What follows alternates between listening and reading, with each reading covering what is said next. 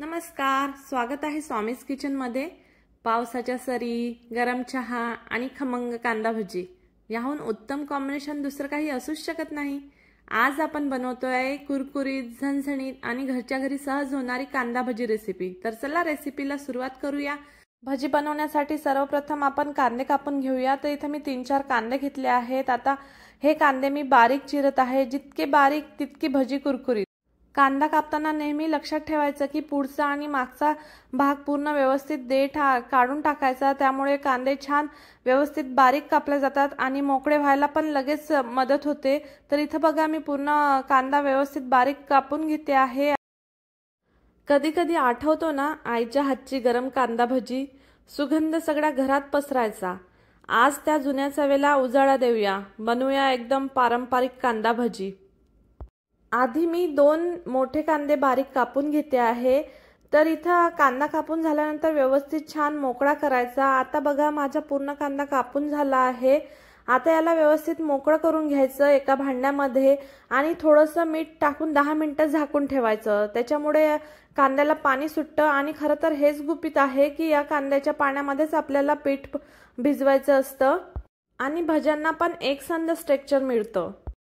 बघा मी मीठ घालून व्यवस्थित मस्त मिक्स करून घेतलं। आता आपण झाकण ठेवून 10 मिनिटं ठेवूया। तर 10 मिनिटं झालेली आहेत।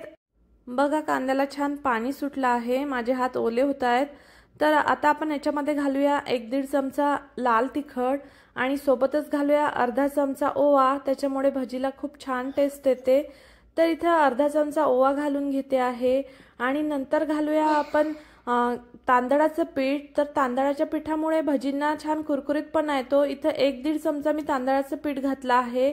नंतर घालूया बेसन। तर इथे मी 2 मोठे कांदे घेतले होते, त्यामुळे मी 2 चमचे बेसन घेते आहे। तर आपल्याला पीठ कमी लागतं, हे कांदा भजी असल्यामुळे कांदा जास्त असतो आणि पीठ कमी असते। नंतर घालायचं चवीनुसार मीठ आणि लक्षात ठेवायचं की आपण मीठ आधी पण घातलं आहे, त्यामुळे मीठ थोडं कमी घालायचं नंतर। आणि आता हे व्यवस्थित मिक्स करून घ्यायचं।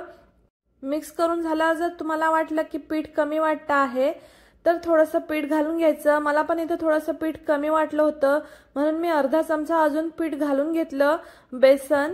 तर आता आपण कढई तापायला ठेवली आहे।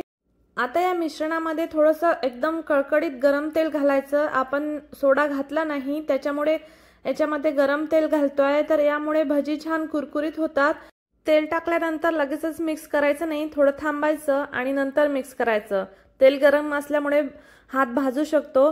तर आता इथं कढईत मधलं तेल छान तापलं आहे का बघूया। थोडंसं मी एक कांदा टाकून बघितला तर छान वर आला पटकनी, म्हणजे तेल तापलं आहे। आता आपण भजी सोडून घेऊया तेलामध्ये।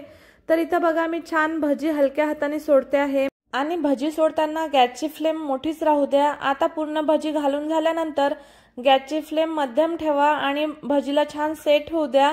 आणि सेट झाल्यानंतर बघा आता भजींनी छान आकार पकडला आहे, मस्त भजी झाली आहे। तर इथे मी भजी उलटून घेते आहे। दोन्ही बाजूनी छान मध्यम आचेवर शिजवून घ्यायचे, त्यामुळे भजी आतून मस्त शिजतात आणि कुरकुरीत बनतात। तर इथे बघा मस्त सोनेरी कलर सुटला आहे भजींना। आता ही भजी आपण एका प्लेटमध्ये काढून घेऊया।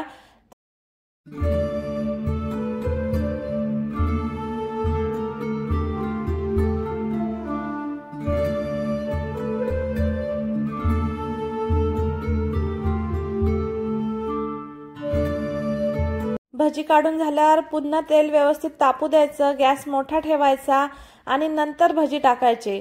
तर इथं मी दुसरी बॅच तळून घेते आहे। अशी कांदा भजी आपल्याला सिंहगडला पण खायला मिळतात ना, तिथं याच्यासोबत छान कांद्याची चटणी पण देतात। तर ती कांद्याची चटणी पण आपण बनवणार आहोत। ही बॅच तळून झाली की आपण कांद्याची चटणी तयार करूया। आता बघा दुसरी पण बॅच छान कुरकुरीत तळून घेते आहे। आता छान भजींना कलर सुटला आहे, मस्त सोनेरी सोनेरी। आता ही भजी आपण एका प्लेटमध्ये काढून घेऊया।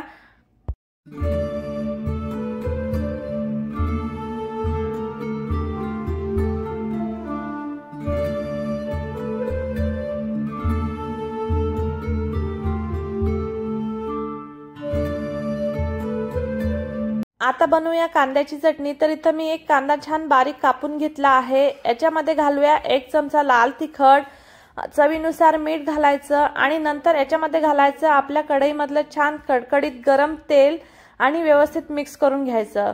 तर ही आपली कांद्याची चटणी रेडी आहे।